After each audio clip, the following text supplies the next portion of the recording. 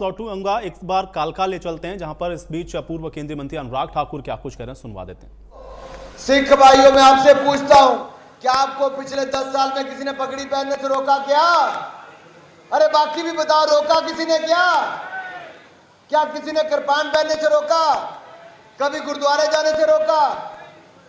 अरे यहां तो नरेंद्र मोदी जी ने 550वां प्रकाशोत्सव गुरु नानक देव जी का धूमधाम से मनाया। 400वां प्रकाशोत्सव, 400वां प्रकाशोत्सव गुरु तेग बहादुर जी का धूमधाम से मनाया। साहबजादों की शहादत को देश भूलने लगा था, वीर बाल दिवस के रूप में पूरे देश ने मनाया, तो नरेंद्र मोदी जी की सरकार ने मनाया। जो बोले सोनिहाल, और जेड़े पिछले खड़े मेरे वीर, फतेह तो सारे ने बुलानी भाई। जो बोले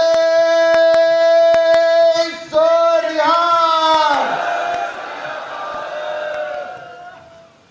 राहुल गांधी जी, मैं आपको याद कराऊं 1984 में किसकी सरकार थी? आपके पिता राजीव गांधी जी के,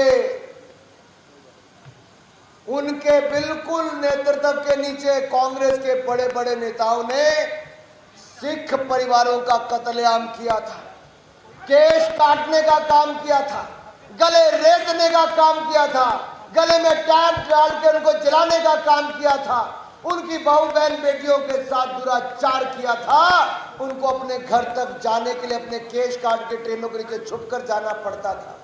आपने तो 40 साल उनको न्याय नहीं दिलाया, लेकिन नरेंद्र मोदी जी की सरकार आई, हमने एसआईटी का गठन किया, और आज उस एसआईटी के गठन के बाद कांग्रेस के उन नेताओं को जेल जाना पड़ रहा है जिन्होंने सिखों का कत्लेआम करने का काम किया था।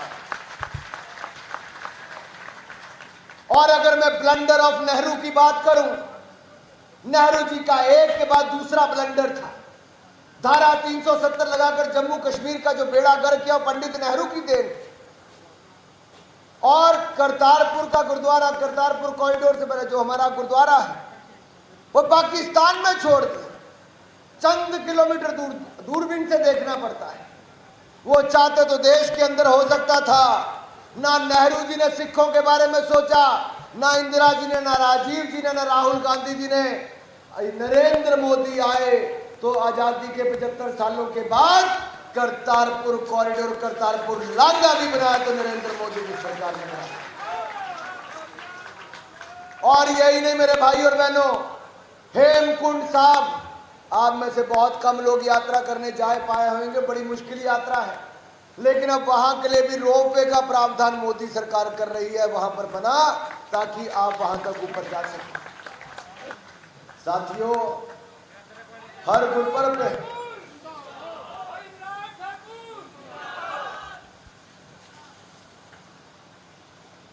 भाई और बहनों, ये ऐसे नेता हैं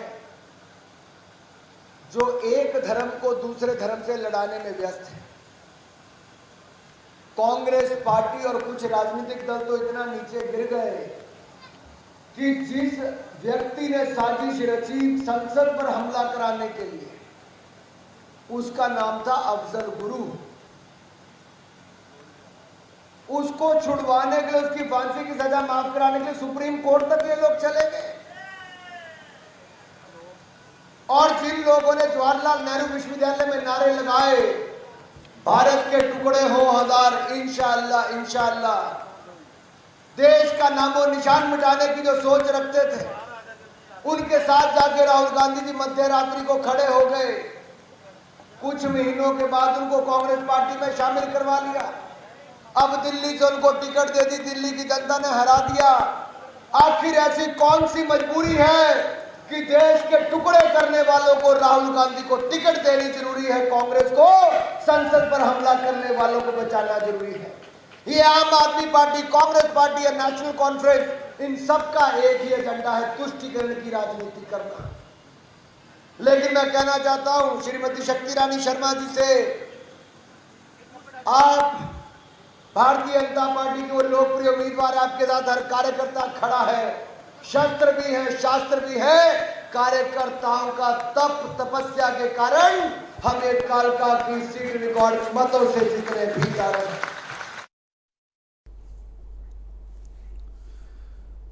और चलिए एक बार फिर से आज की चर्चा में वापस लौटते हैं।